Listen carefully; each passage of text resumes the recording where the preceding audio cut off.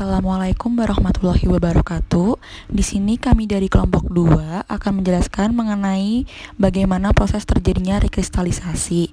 Anggota kami ada yang pertama ada Rahmadani Kusuma Putri dengan NIM I1C016068, Aprilia Siskawati Dila Krismon NIM I1C016084. Kemudian ada Nada Syafa Fadila dengan NIM I1C016096, ada Luciana Nurul Baiti dengan NIM I1C017025, Ardila Putri Yuwanti dengan NIM I1C017071, Devita Sukma Rahmawati dengan NIM I1C017089, dan Pitra Wulan Arianza dengan NIM I1C017095.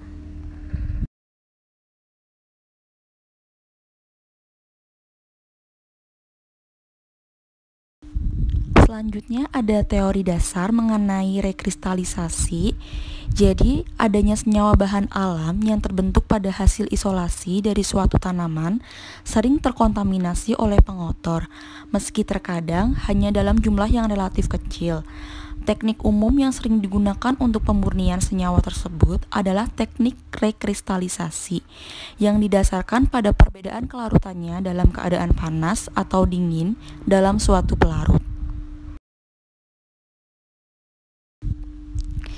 Jadi, rekristalisasi meliputi tahap awal, yaitu melarutkan senyawa yang akan dimurnikan dalam sesedikit mungkin pelarut atau campuran pelarut dalam keadaan panas, atau bahkan sampai suhu pendidihan sehingga diperoleh larutan jernih. Dan kemudian tahap selanjutnya adalah mendinginkan larutan yang akan dapat menyebabkan terbentuknya kristal yang kemudian dipisahkan melalui penyaringan.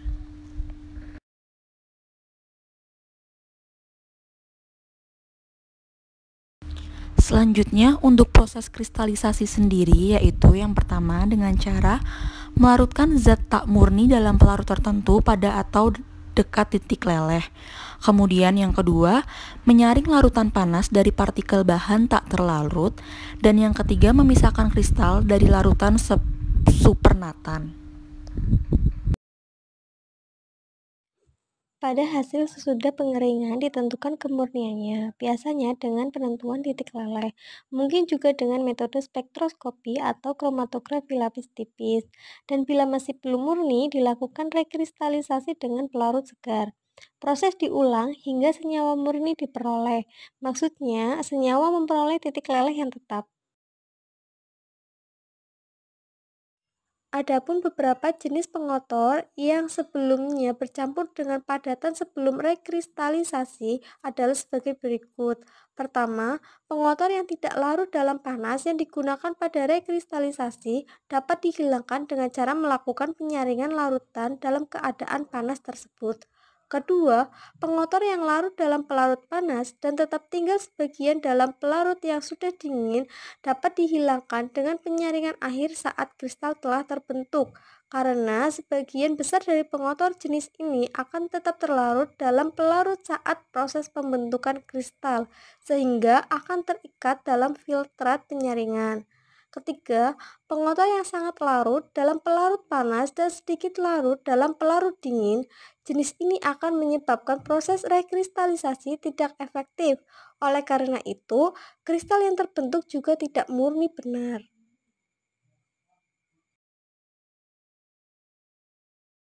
Selanjutnya, aplikasi di bidang farmasi. Rekristalisasi merupakan metode yang paling penting untuk pemurnian sebab kemudahannya tidak perlu alat khusus dan karena keefektifannya. Rekristalisasi digunakan di bidang farmasi, contohnya yaitu untuk menghilangkan pengotor saat melakukan isolasi untuk mendapatkan senyawa isolat yang murni. Rekristalisasi dalam pemurnian suatu senyawa atau isolat dapat terjadi karena adanya perbedaan kelarutan zat pada pelarut panas dan dingin. Ketika larutan panas perlahan didinginkan, kristal akan mengendap karena kelarutan padatan biasanya menurun bila suhu diturunkan. Diharapkan bahwa pengotor tidak akan mengkristal karena konsentrasinya dalam larutan tidak terlalu tinggi untuk mencapai jenuh.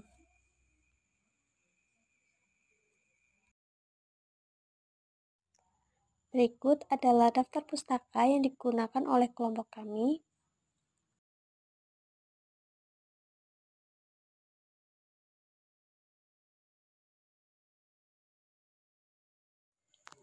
Sekian presentasi dari kelompok kami. Terima kasih atas perhatiannya.